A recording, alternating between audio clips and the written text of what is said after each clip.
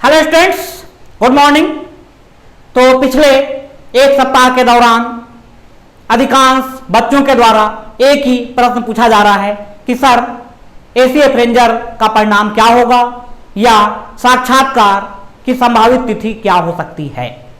तो देखिए, ऐसा बताना वर्तमान में संभव नहीं है, लेकिन जो भी परिस्थितियां निर्मित हुई हैं वो अनुकूल हैं और उसके आधार पर हम ये मान सकते हैं कि बहुत ही जल्दी आपका परीक्षा परिणाम आएगा। तो जिन विद्यार्थियों ने एक अच्छा स्कोर किया है या अपना सब कुछ दांव में लगा करके इस परीक्षा में सम्मिलित हुए थे, तो वो तत्काल ही साक्षात्कार की तैयारी में जुट जाएं और बहुत ही जल्दी समय निकाल करके, जैसा कि मैं सोच रहा हूं 19, 20 और 21 अगस्त को मैं आपके समक्ष रायपुर और बिलासपुर दोनों ही जगह एक शेड्यूल बना करके उपस्थित होने का प्रयास करूंगा और साथ ही कुछ ऐसे व्यक्तित्व से भी आपका परिचय होगा जो अपने जीवन में सफलता अर्जित कर चुके हैं और सफलता किस प्रकार से अर्जित की जाती है वो अपने अनुभव आपके साथ शेयर कर सकेंगी। तो आइए सबसे पहले मैं आपको बता देता हूं कि साक्षात्कार के महत्वपूर्ण बिंदु क्या होते हैं या किन बिंदुओं के आधार पर हम अपनी साक्षात्कार की तैयारी को प्रारंभ करते हैं। तो ध्यान देना कि इसमें सर्वाधिक महत्वपूर्ण पॉइंट आपका आता है आपका बायोडाटा फॉर्म। बायोडाटा फॉर्म जिसमें आप अपने बारे में या आपकी प्रारंभिक, माध्यमिक, हाई स्कूल शिक्षा या कॉलेज की शिक्षा आपने कहां से प्राप्त की, संबंधित संस्थान के बारे में आपको जानकारी होना चाहिए और साथ ही आपकी पारिवारिक पृष्ठभूमि क्या है, आपके माता पिता क्या करते हैं, आप किस क्षेत्र के या किस जिले के निवासी हैं, उससे संबंधित जानकारी और साथ ही आप अपनी अभिरुचि या हॉबी से संबंधित जानकारी बायोडाटा फॉर्म में प्रदान करते हैं। तो ध्यान देना कि बायोडाटा में जितने भी बिंदुओं का आपने उल्लेख किया है उसकी एक अच्छी और विस्तृत जानकारी आपके पास होना चाहिए। दूसरा महत्वपूर्ण टॉपिक हमारे पास आता है कि भाई जो भी स्टूडेंट्स साक्षात्कार में जा रहे हैं, कुछ ऐसे स्टूडेंट्स हैं जो कि पहले से किसी सरकारी सेवा में है, तो संबंधित सेवा के बारे में या उसका जो कार्य क्षेत्र है उसकी एक अच्छी जानकारी आपके पास होना चाहिए और साथ ही ऐसे विद्यार्थी जो पहली बार सरकारी सेवा की दिशा में आगे बढ़ रहे हैं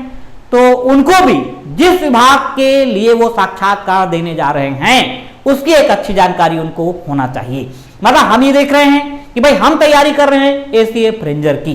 तो ये मान करके चलिए कि यदि आप अंतिम चयन सूची में अपना नाम देखना चाहते हैं या आगे बढ़ना चाहते हैं इस विभाग में, तो इस विभाग से संबंधित जो जानकारी है, खास करके जो आपके परीक्षा के पाठ्यक्रम में भी सम्मिलित थी, वो टॉपिक आपका क्या है, इकोलॉजी, एनवायरमेंट और फॉरेस्ट्री, तो इसकी एक आपको अच्छी जानकारी होना चाहिए क्योंकि आगे चल करके जब आप रेंजर या एसीएफ के लिए सेलेक्ट होते हैं तो जब आपकी विभागीय परीक्षा होगी तो वहां पर भी इकोलॉजी, एनवायरमेंट और फॉरेस्ट पॉलिसी से संबंधित टॉपिक आपका होगा। तो ये टॉपिक तो आप बहुत अच्छे से तैयारी कीजिए क्योंकि ये आपको पूरा आने वाला जो आपका साक्षात्कार, साथ ही साथ आपका संबंधित विभाग में जो आपका सेवा काल होगा उसमें लगातार उस टॉपिक से आप जुड़े रहेंगे। और वैसे भी आप ध्यान दीजिए कि इकोलॉजी, एनवायरमेंट वर्तमान में एक ग्लोबल इशू है, मतलब वैश्विक स्तर पर इसमें चर्चा की जा रही है। तो ऐसे टॉपिक से संबंधित किसी प्रश्न का यदि हम जवाब नहीं दे पा रहे हैं तो निश्चित रूप से हमारे साक्षात्कार के जो अंक हैं उसमें इसका नकारात्मक प्रभाव पड़ेगा। तो इस टॉपिक को आप ध्यान दीजिए और साथ ही किसी भी साक्षात्कार में समसामयिकी या करंट टॉपिक क्या चल रहे हैं। भाई जैसे वर्तमान में आप देख रहे हैं कि रूस यूक्रेन युद्ध हो रहा है या वैश्विक स्तर पर कुछ देशों में आर्थिक संकट मंडरा रहा है, चीन, ताइवान की स्थिति क्या है, तो ये सारे टॉपिक आपको बहुत अच्छे से तैयार करना है। और साथ ही हम छत्तीसगढ़ के मूल निवासी हैं और छत्तीसगढ़ लोक सेवा आयोग के समक्ष साक्षात्कार में उपस्थित हुए हैं, तो हमको छत्तीसगढ़ की ऐतिहासिक भौगोलिक और सांस्कृतिक रीति रिवाज और परंपराओं के बारे में एक अच्छी जानकारी होना चाहिए। तो इतने बिंदुओं को यदि आप तैयार कर लेते हैं तो निश्चित रूप से आपका साक्षात्कार एक सकारात्मक परिणाम आपको देगा। मतलब यहां पर ध्यान देना कि कुछ बच्चों के द्वारा क्वेश्चन किया जाता है कि सर क्या फिजिक्स केमिस्ट्री बायोलॉजी को हम अध्ययन करें, तो मेरा ये मानना है कि भाई फिजिक्स केमिस्ट्री और बायोलॉजी से संबंधित यदि कोई प्रश्न वहां पर किया जा रहा है और हम यदि उसका सही जवाब नहीं दे पा रहे हैं तो उतना ज्यादा नकारात्मक परिणाम नहीं पड़ेगा या नकारात्मक प्रभाव नहीं पड़ेगा आपके साक्षात्कार में। हाँ, यदि आपसे इकोलॉजी, एनवायरमेंट या वन विभाग से संबंधित या जो नेशनल फॉरेस्ट पॉलिसीज है या फॉरेस्ट सर्वे ऑफ इंडिया के द्वारा जो रिपोर्ट जारी की जाती है उससे संबंधित कोई प्रश्न का आप जवाब नहीं दे पा रहे हैं तो निश्चित रूप से ये आपके मार्क्स में बिल्कुल नकारात्मक प्रभाव उत्पन्न करेगा।